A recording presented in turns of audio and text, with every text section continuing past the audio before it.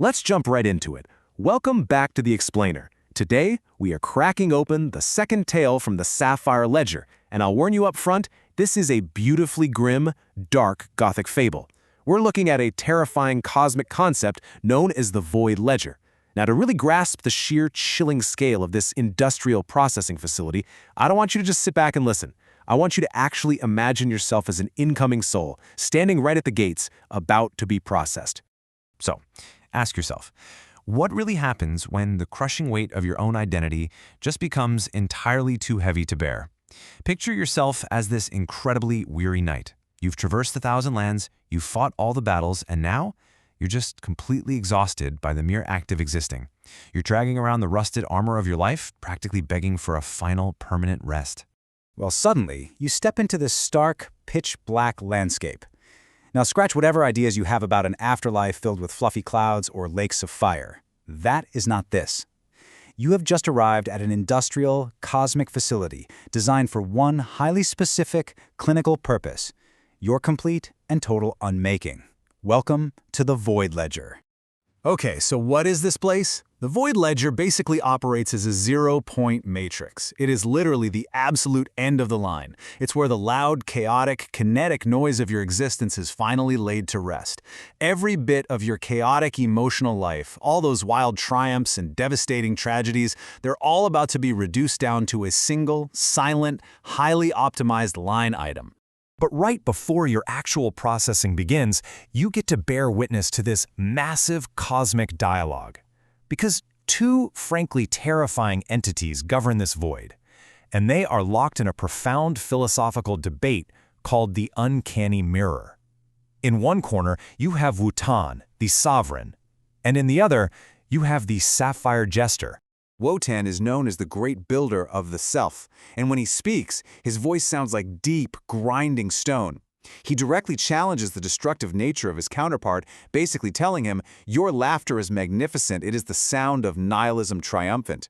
You see, Wotan fundamentally believes in the heavy burden of consequence and the absolute necessity of creating a strong, enduring form. Think of these two entities as completely opposing sides of the same terrible coin. Wotan totally embodies the creation of new values and the will to endure.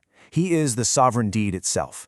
The Sapphire Jester, on the flip side, is all about the destruction of all values. He represents the will to end and a complete, almost intoxicating freedom from any consequence whatsoever. And the Jester? He counters Wotan's grand architectural visions with a pretty chilling truth. He shoots back, "I am not the result of the Overman, Wotan. I am the price of admission." It's a great point, really. The Jester argues that his chaos is the necessary fire. He literally has to clear the stage, smash the altars, and sharpen that despair, just so Wotan has a blank horizon to perform his grand creation on in the first place. But here's the thing, this whole philosophical debate, it's just a prologue, because suddenly Wotan vanishes into the mist to go focus on his next act of creation. And the Sapphire Jester turns his cold, highly industrial attention directly to you. You aren't just a spectator anymore. You, my friend, are his next mass input. You are officially inside the Sapphire Forge. This is a cosmic utility that runs entirely on the data of concluded narratives. Listen, it does not care one bit about your heroic struggles or your mortal triumphs. Not at all. Its single defining purpose is to resolve the kinetic energy of burnt-out lives, curate the ultimate mass energy balance of the cosmos, and replace your entire lifelong struggle with some very final arithmetic. The Jester starts walking towards you. Now, according to the brutal mechanics of the Forge, having an identity is actually a punishment in itself. And the Jester is completely ready to perform what he calls the miracle of the arithmetic. He's going to mathematically solve that punishment for you once and for all. And here is exactly how you get unmade. It's a process of industrial extraction. Step 1 kicks off with the Jester's Z-pinch plasma touch. Step 2 is the thermal volatilization of your identity, which, yes, literally boils your memories right out of existence. Step 3 carefully separates out your narrative inertia and your concentrated sorrow, because that stuff is highly volatile. And finally, Step 4 is product realization. All that's left is pure structural clarity.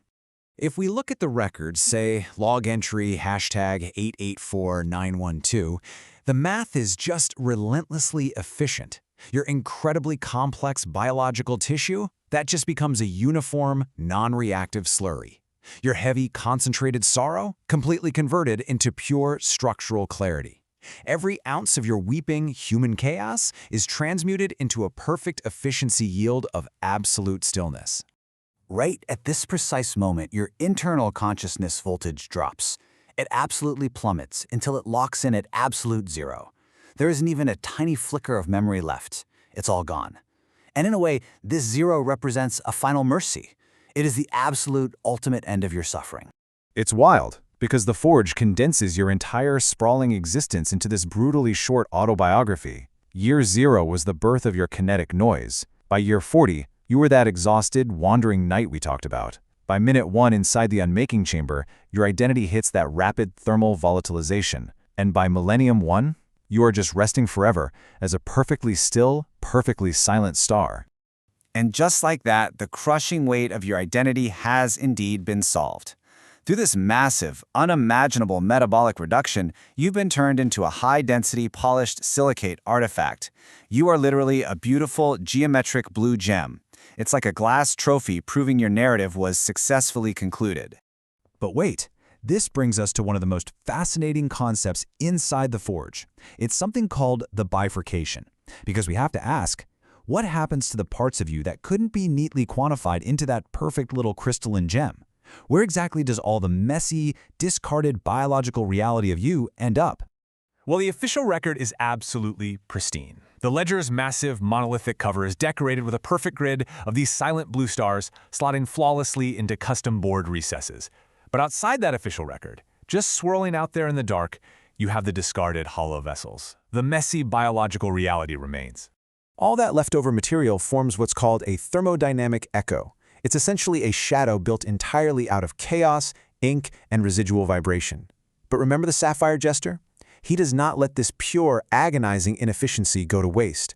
As he watches your perfect gem get slotted away into the ledger, he starts gathering up your discarded raw narrative noise, and with another violent crack of his Z-pinch plasma, he begins shaping this dark, bleeding chaos into something entirely new.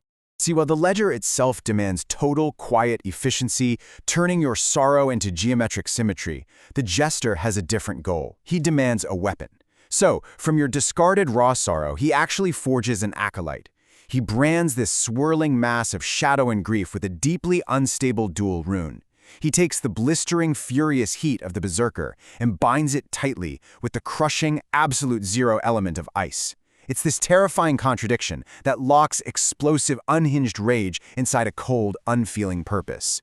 So, the ledger stands there as a testament to a cosmos perfectly finished through cold data.